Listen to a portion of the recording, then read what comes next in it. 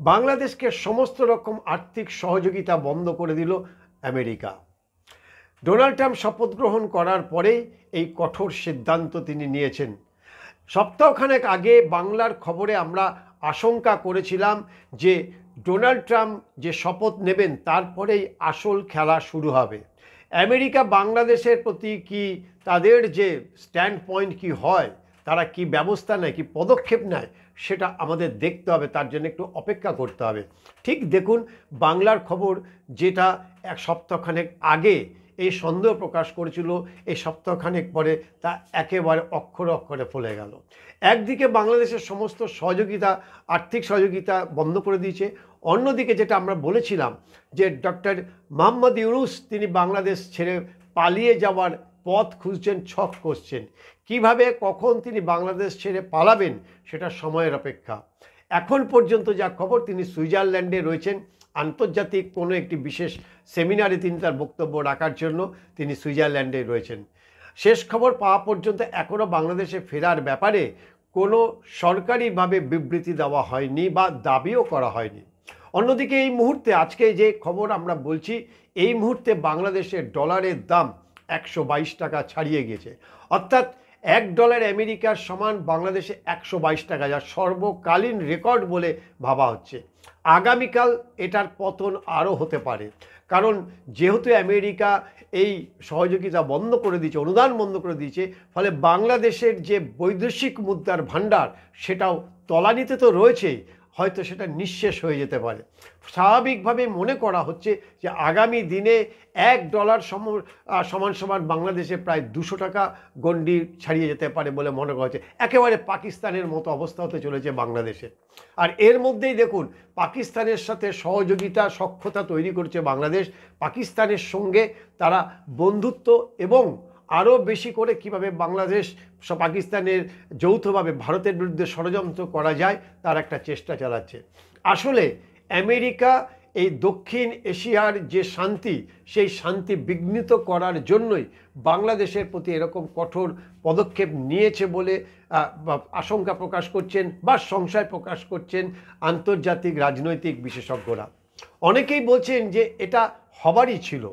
ভারতের সাথে পাঙ্গা নিতে গিয়ে বাংলাদেশ কার্যত, আমেরিকা তো বটেই, এমনকি বেশ কিছু ইউরোপিয়ান কান্ট্রি বিরাগভাজন হয়েছেন। বাংলাদেশ ভারতের মধ্যে যে বিস্তর ফারাক, সামরিক শক্তি বলুন, আর্থিক শক্তি বলুন, লোকশক্তি বলুন, সেটা আর বলার অপেক্ষা রাখে না। আর কে না জানে যে শক্তিমানদের দিকেই মানুষ সবসময় ঝুঁকে থাকে। ফলে বাংলাদেশের ডক্টর ইউনূস তিনি যে চেষ্টাটা করেছেন বা তিনি যে একটা কৌশল নিয়েছিলেন বাংলাদেশ এবং ভারতের মধ্যে যুদ্ধের জিগির তুলে দিয়ে, তিনি বাংলাদেশের তদারকি সরকারের মাথায় থাকবেন এবং ভবিষ্যতে তিনি প্রধানমন্ত্রী হওয়ার চেষ্টা করবেন, সে গুড়ে বালি হয়ে গেল।